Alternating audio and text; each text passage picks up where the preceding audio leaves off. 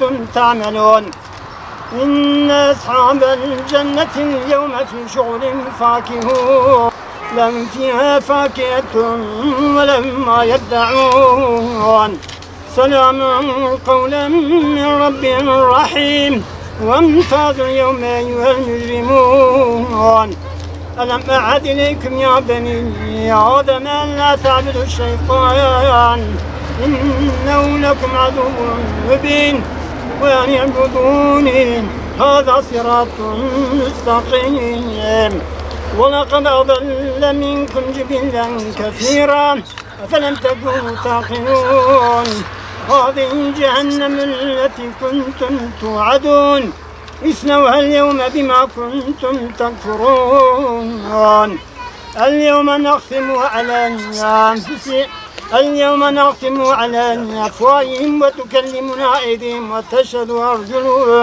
وتشهد أرجلهم بما كانوا يكسبون ولو نشاء لطمسنا على أعينهم فاستبقوا الصراط فأنى يبصرون ولو نشاء لمسخناهم على مكانتهم فما استطاعوا مضيا ولا يرجعون ومن نعمره ننكسه في الخلق أفلا يعقلون وما على يشكرون واتخذوا من دون الله آلهة لعلهم ينصرون لا يستطيعون نصرهم وهم لهم جند محضرون إنا نعلم ما يسرون وما يعلنون أولم يرها الذي أنشأها أول مرة وهو مثل ما لكم من الشجر الأخضر نارا فإذا نقل عليهم إنما أمره إذا أراد شيئا أن يقول له كن فيكون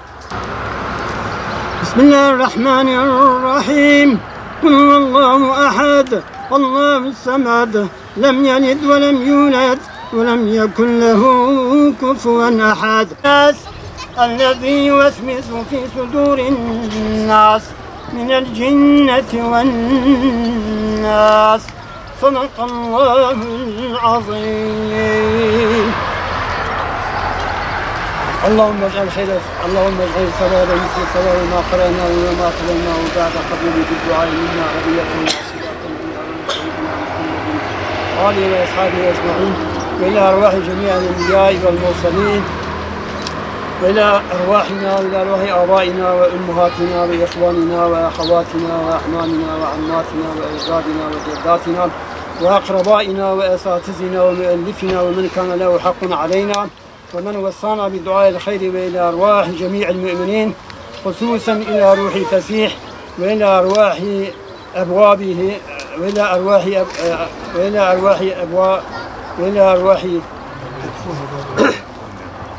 أرواح جميع المؤمنين والمؤمنات والمسلمين والمسلمات الأحياء منهم والأموات.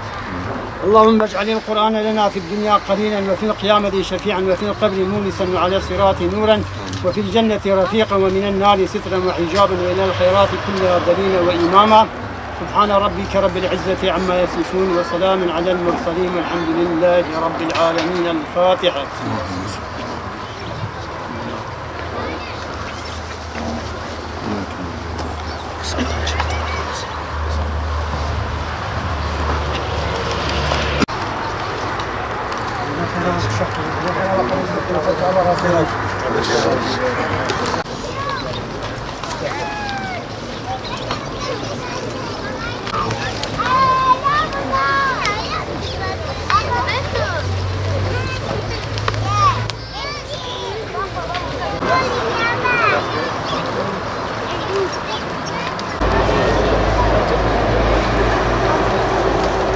Dava adamı denir. Yani davası olan bir adamdır Fesih Hoca. O yüzden hakikaten değerli dostlarım, biz bu kardeşimizi ne kadar anlatırsak anlatalım, belki kelimeler kifaya gelmez. Birçoğunuz benden onu daha iyi tanıyorsunuz. Birçoğunuz belki benden fazla onunla mesai etmişsiniz. Birçoğunuz belki onunla daha yakın ilişkilerde olmuşsunuz. Fakat benim acizane kendisiyle geçirdiğim süreç içerisinde onu gördüğüm kadarıyla hakikaten bir dava adamı diyorum ya, bu kelime herkes için söylenilmez. Bakın Hazreti Adem'den ta Resulullah Aleyhisselatü Vesselam'a kadar ve Resul-i Ekrem Aleyhisselatü Vesselam'dan bugüne kadar verilen bütün İslami mücadelelerde insanların tek bir gayesi olmuştur. İlahi kelimetullah'ın yeryüzüne hakim kılınması. Allah Resulü ve Aleyhisselatü Vesselam'ın dönemine baktığımız zaman bizler Resulü Aleyhisselatü Vesselam'ın etrafında bulunan belki on binlerce, yüz binlerce sahabe vardır. Ama dikkat ederseniz tarih içerisinde belki 50 tanesinin, 100 tanesinin adını ya zikrederiz ya edemeyiz. Niye onlardan hep bahsedilir? Niye onlar hep anılır? Niye onların hayatı hep örnek gösterilir? Niye hep onlar öncü olarak bize yıldız olarak gösterilir? Onlar dava adamıydılar. Resul-i Ekrem Aleyhisselatü Vesselam'ın safında her şeyleriyle feda edilen, her şeylerini feda eden dava adamlar. Mallarından tutun canlarına kadar, ellerindeki en güzel değerlerine kadar, dünyanın bütün güzelliklerini ellerinin tersiyle iterek sadece Allah'ı razı etmek ve ilahi kelimetullah'ın yücelmesi için, İslam davasının yeryüzüne hakim kılınması için mücadele verdiler ve mücadele verdikleri için tarih onları hep hayırla, hep güzellikle ve hep de örneklikle yad ediyor. İşte biz de burada evet bir dava uğruna her şeyini feda eden, gençliğinden ve ta vefatına kadar daima dünyayı elinin tersiyle iten, gerçek manada bir dava sahibi olan bir dava adamını anlıyoruz. Burada bulunmamızın ana temelinde belki bir mezar başında, bir kardeşimizin mezarı başında bir dava adamını anmaktır. Ama bize asıl düşen, bundan sonra bize düşen, bizim yapmamız gereken hocanın hayatı içerisinde bize bırakmış olan, bıraktığı o dava olan mirasına nasıl sahip çıkacağız?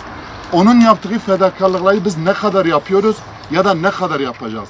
Düşünebiliyorsunuz, biraz empati kuralım. Birinize hastalık düçar olmuş, tamamen sıfır bir hale gelmişsiniz. Hiçbir yapacak durumda değilsiniz. Emin olun belki birçoğumuz böyle bir hastalığa düçar olduğu zaman yapacağı ilk şey kendini yatağa atmak, tamamen hayattan soyutlanmak ve sosyal hayatın bütün şeylerini terk ederek belki ölümü beklemektir. Ama Allah-u Teala bu kardeşimize o azmi verdi ki, Allah-u Teala o kadar büyük musibetler başına belalar getirdi ki, zindandan tutun, gördüğü işkencelerden tutun, efendime söyleyeyim başına gelen hastalık ve musibet belalara kadar hiçbir zaman için yılmayan, hiçbir zaman için davasına sırtını dönmeyen, hiçbir zaman için davasını yarıda bırakmayan, hiçbir zaman için davasından başka gayesi olmayan bir insanı konuşuyoruz. Ve bu insan hayatının her alanında davanın en önde fedakarlık yapan bir insan. Birçoğunuz belki bu işin mutfağında bir insanın olduğunu bilmezsiniz. Bu kadar insanların çekmiş olduğu çileler içerisinde bu kardeşimizin neler yaptığını bilmez. Ama bu dava adamı kendisini hakikaten, bakın az insan yad edilir, az insan için bir araya gelinir ve az insanlar konuşulur. Bu dönemin bence sahabe-i kirami nasıl anıyorsak, nasıl İslam tarihini okuduğumuz zaman sahabelerin isimleri ve yapmış olduğu fedakarları anıyorsak, işte bu camianın da hakikaten bu davası uğruna her şeyini feda etmiş olan bir insanı anlıyoruz. Ve onun da hayatında bize çok güzel örnekler var. Hiçbir zaman için asla sırtını davasına dönmediği gibi hakikaten ben şahidim ki bu insan çok salih bir abid insandır. Asla ibadetlerinde, asla Allah'a olan kulluğunda, vazifesinde hiçbir zaman için geri kalmamıştır. Bakın kısa bir anekdot anlatayım. Yoğun bakımda yattığı dönem içerisinde sürekli doktorlarla görüşüyordum. En son hastane müdürü beni aradı. Dedi ya hocam biz bu Fesih Hoca'yı zapt edemiyoruz. Dedim hayırdır ne olmuş yine? Her seferinde böyle şikayetleri gelince hocayla görüşüyordum. Telefonu açtım, hoca güldü. Dedi hayırdır bu sefer beni niye şikayet ediyor? Yola valla hoca yatakta durmuyor. Sürekli hareket halindedir. Dinlenmesi lazım. Ya dedim ha bunlar delidirler, nedirler? Ya namaz vakti gelmiş. Ben nasıl yatakta durayım? Namaz vakti gelmiş, ben nasıl Allah'a gitmeyeyim? Bunlar bana diyor namaz kılma. Yatakta uzan. Şimdi hakikaten yani insanları bazen anlatmak çok sıkıntılıdır. Başka bir konu olsa belki onlarca örnekler verilebilir ama bir dava adamını anlatmak kadar zor bir şey yok. Çünkü bu sözlerle değil, fiillerle anlatılır. Bu yaşanarak anlatılır. Hoca hayatının her alanında davasını her şeyinden üstün tutarak yaşayan bir insan. Hiçbir zaman için taviz vermemiş, ve hiçbir zaman için baş eğmemiş ve her zaman davasının en önünde vazifesini en layıkıyla yerine getiren insan. Çok güzel bir ahlakı vardı. Emin olun ki bir hani tebessüm sadakadır derler ya. Hocaya deseydin selam aleyküm, aleyküm selamdan önce o güzel tebessümünü görür. Onun tebessümsüz hiçbir hali yoktu. Bütün insanlara tebessüm ederdi. Asla insanlara kızmazdı. Çok halim, selim bir ruhu vardı. Hakikaten hayatının her alanında insanlara örneklik teşkil edecek bir insandı. O yüzden biz bazen buralara geldiğimiz zaman belki 50 yılda arkadaşlar gelip gideriz. Eğer gelip gitmemizde sadece Fesih Hoca'yı yad etmek meselesi ise bu emin olun bir rutin şeyden başka bir şey değil. Mesele Fesih Hoca'yı tanıyıp onun davasına adamış olduğu o adamlığı bilmemiz lazım. Dava adamı kendini bu davaya nasıl adamış ve kendisini dava için nasıl feda etmiş. Yani bu davanın mücadelesi içerisinde yapmış olduğu fedakarlıkları, hizmeti, anlayışı, mücadelesini ve bize bırakmış olduğu bu mirası biz hayatımıza tatbik etmezsek, yoksa sadece gelip bir Fatiha okursak, burada bazı belki güzel kelimeler söylersek, bu emin olun yıllarca gelir gider. Ama bize düşen hoca gibi bir dava adamını kendimize örnek teşkil edip her şeyden önce her şeyi davası için bilen, hiçbir zaman için davasından vazgeçmeyen, hiçbir işini davasının önüne koymayan bir insandan bahsediyoruz. Ve biz böyle olduğumuz zaman Fesih Hoca'yı biz yad edebiliriz. Biz böyle olduğumuz zaman dava adamını yad etmenin ne olduğunu anlarız. Ve biz böyle olursak, Fesih Hoca gibi meselelere bakarsak, biz dava adamının profilini ortaya koymuş olacağız. O yüzden hakikaten yani yad edilmesi gereken bir insan ve hakikaten de zamanında belki çoğumuzun birlikte olmadığı, belki yakinen tanımadığı çok büyük bir değeri kaybettik. Rabbim onun yerini doldurmayı bize nasip etsin. Geride kalanlara da bu dava şuuruyla hareket etmeyi, bu davasına sahip çıkmayı, bu mirasına sahip çıkmayı nasip etsin. Ve onu mekanını cennet etsin.